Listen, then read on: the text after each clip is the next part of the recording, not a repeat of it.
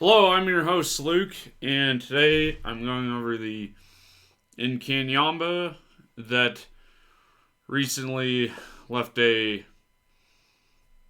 is believed to have left a wake of devastation or a path of. The Inkanyamba is a cryptid native to South Africa that is a variation of the Loch Ness monster and was recently blamed by local villagers for leaving a storm in its wake. Midlands residents gathered themselves under dark skies on Monday to pick up the pieces after a lethal tornado, rain, hail, and wind flattened their houses, trees, and crops, leaving hundreds destitute and thousands without power.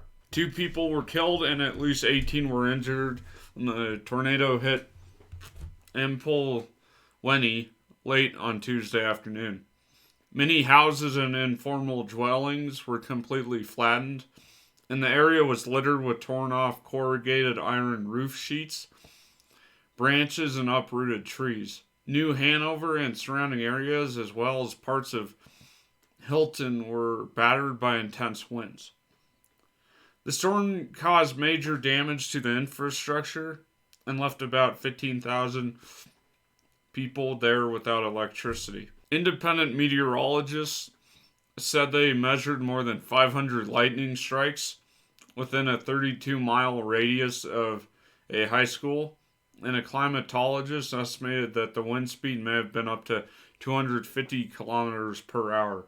A delegation led by the premier visited the affected families.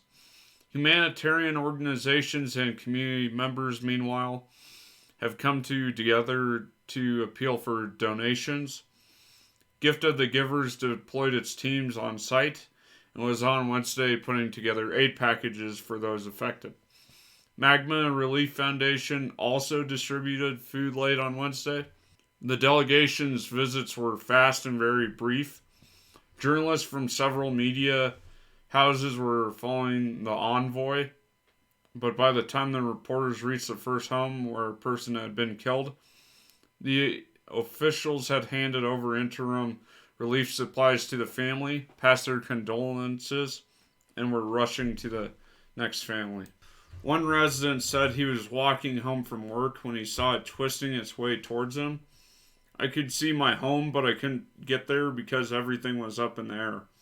Corrugated iron sheets and tree branches were flying up in the air, and they had never seen anything like it.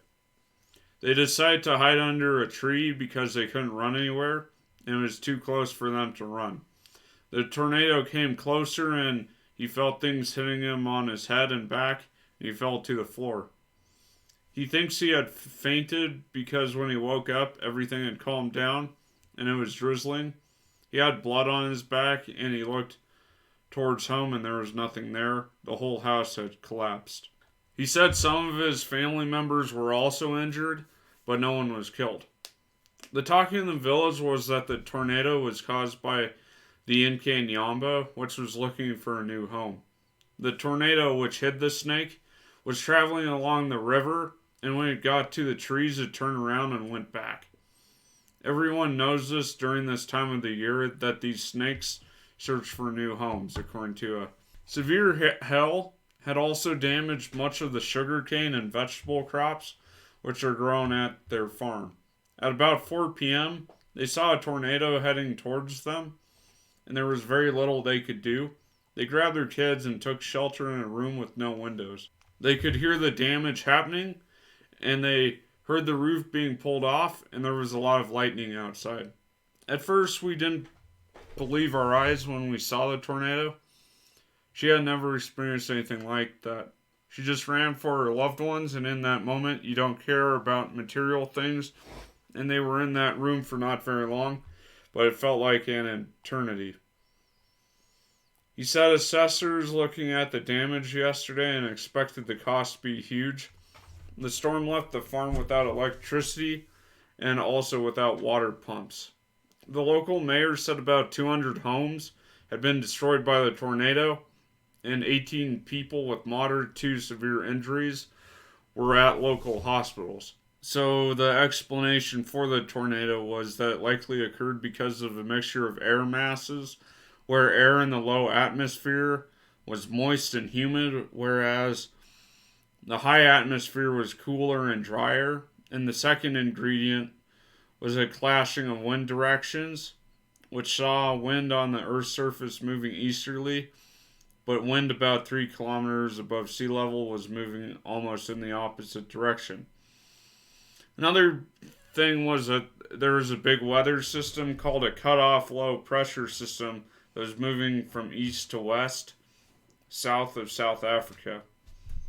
They said this should cause concern because there was evidence that the province was vulnerable to intense weather, adding that infrastructure is not strong enough to deal with the heavy.